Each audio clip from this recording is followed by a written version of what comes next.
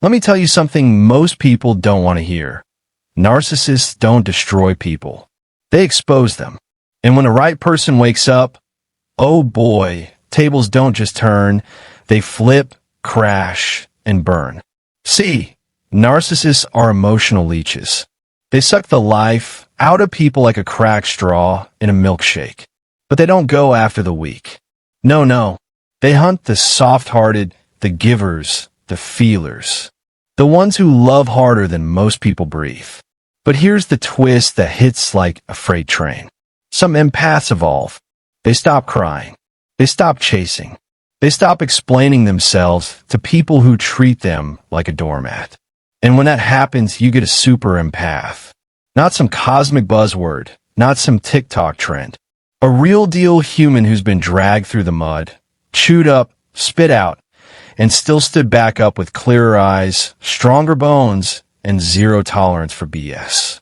And that's the narcissist's worst nightmare. We're diving deep today. 7 brutal signs that a super empath is dismantling a narcissist's ego in silence. No revenge plan. No meltdown. Just quiet clarity. As Hemingway said, the world breaks everyone, and afterward, some are strong at the broken places. Super empaths? They're the ones forged in that fire. Sign 1. The empath withdraws their energy. You ever seen a narcissist panic without knowing why? It's like watching a fish flop out of water, gasping, flailing, for a fix that ain't coming. See, narcissists don't love you. They love how you make them feel about themselves. You're their spotlight, their stage, their validation vending machine. And the second a super empath stops reacting, everything crumbles. No more applause. No more emotional fireworks. Just silence. And silence? It's deadly. Because for a narcissist, it's not just the absence of noise.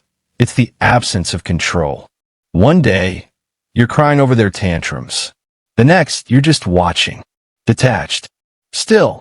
And they feel it like a storm coming in the bones. They'll poke. They'll bait. They'll toss emotional grenades just to get a flicker of attention.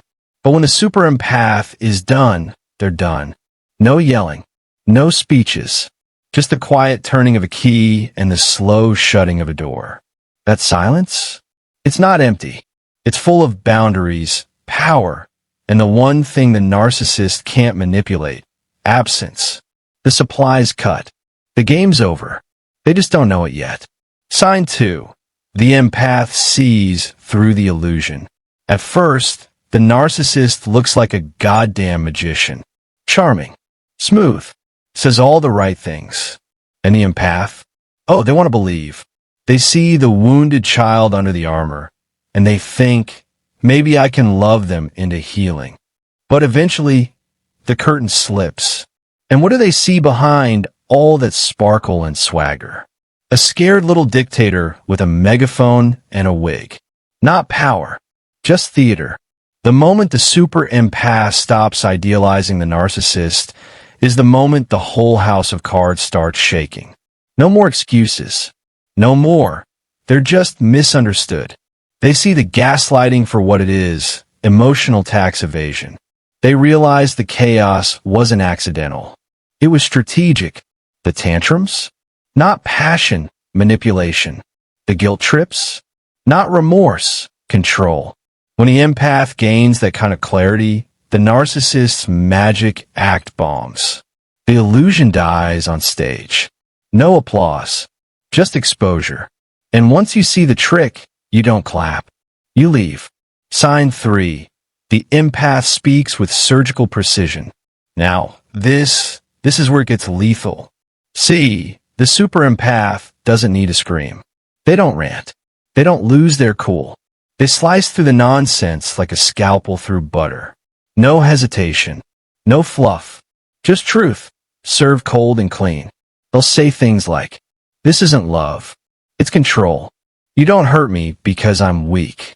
You hurt me because I'm strong enough to care, and that threatens you. Boom. The narcissist can't argue with that. Not really. Because deep down, buried under that mile-thick ego, they know it's true. And truth is a wrecking ball. Not because it's violent, because it's accurate. The Bible said, "The truth shall set you free." But it forgot to mention, it'll blow someone else's fake kingdom to bits while it's at it. Super empaths speak truth like it's oxygen. And for the narcissist, every word is a mirror they can't crack. Sign 4. The empath sets boundaries that don't budge. Most people think boundaries are just words. Don't talk to me like that. I deserve better. Yeah, okay. But do you enforce it? Super empaths don't just say boundaries. They become them. They've said yes too many damn times. Yes to peacekeeping. Yes to shrinking. Yes to bleeding for people who wouldn't toss them a bandage. But not anymore. Now, when the narcissist pushes, the empath doesn't argue. They don't move. They don't explain. They don't ask for permission. They just stand, like a mountain, quiet, immovable, non-negotiable. And that shakes the narcissist to their core. Because narcissistic power?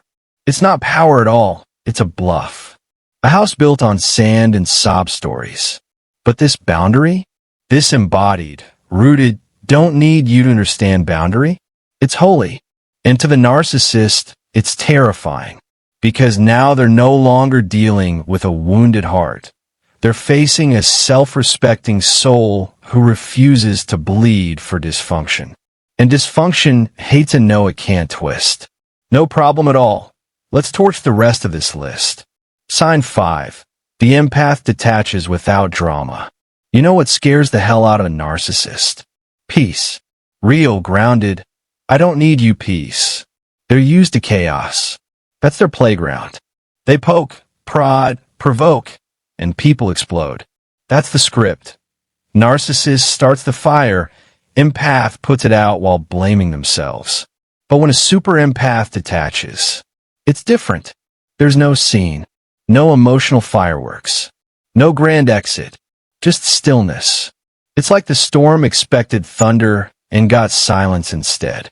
And that silence? It speaks louder than any scream ever could. Now the narcissist is flailing. They'll cry, rage, beg, love bomb, anything to reel the empath back in. Because without emotional engagement, they lose their grip. Their power doesn't exist in a vacuum. It needs your reaction to breathe. But the super empath? They're not frozen. They're free. They process the grief. They face their pain like a monk staring down the devil. And when they walk away emotionally, they don't look back. No threats. No ultimatums. No, you'll regret this. They just exit the game without a sound.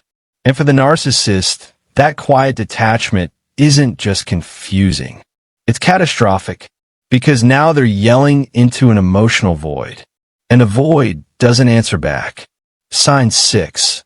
The empath becomes a mirror the narcissist can't shatter asterisk. This one's brutal, not because it's loud, but because it's real. The super empath becomes a mirror, not a forgiving, soft-focused mirror. A raw, unfiltered, surgical one. Like a mirror forged from fire and truth, it shows exactly what the narcissist spent their whole life running from. Themselves. And get this. The empath doesn't even have to say anything. They just are. They show up with clarity, with groundedness, with that unnerving calm that comes from doing the inner work, tearing out their own rot, healing their own wounds, facing their own darkness. So now, when they look at the narcissist, there's no awe, no admiration, no fear, just truth. And narcissists? They don't know how to survive that. Their whole ego structure depends on controlling perception. That's why they gaslight, guilt-trip, project. They have to keep the illusion alive.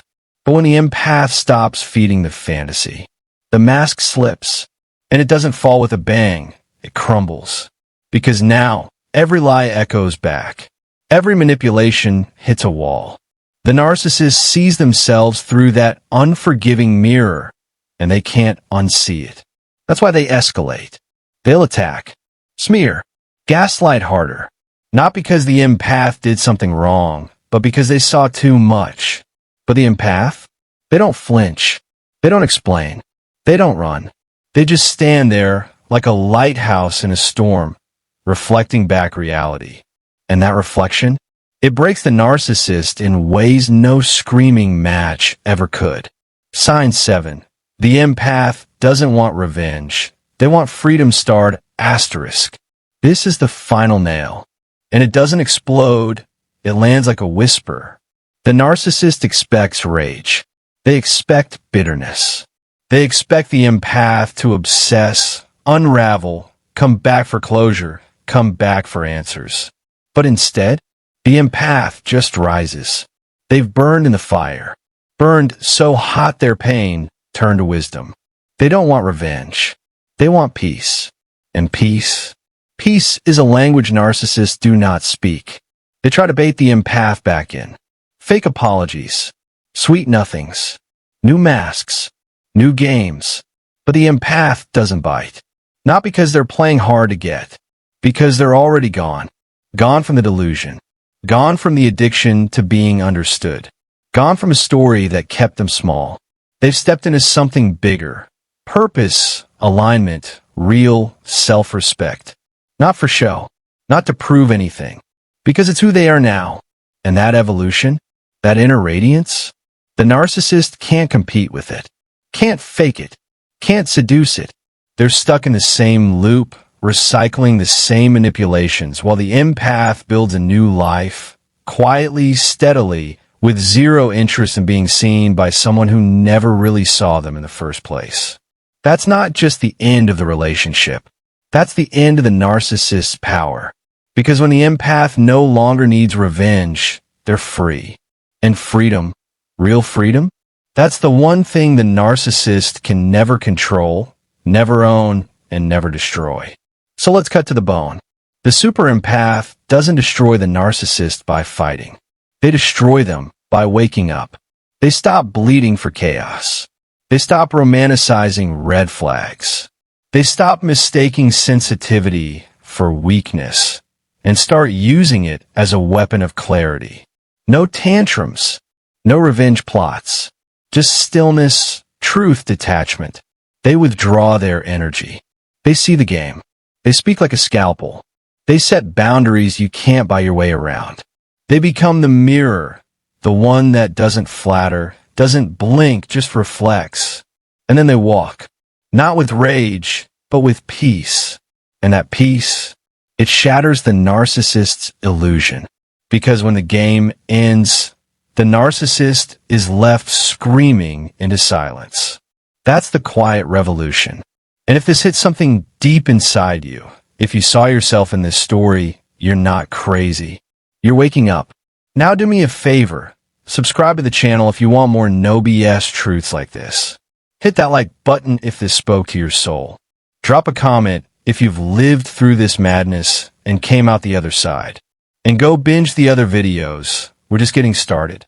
This is where the healing begins.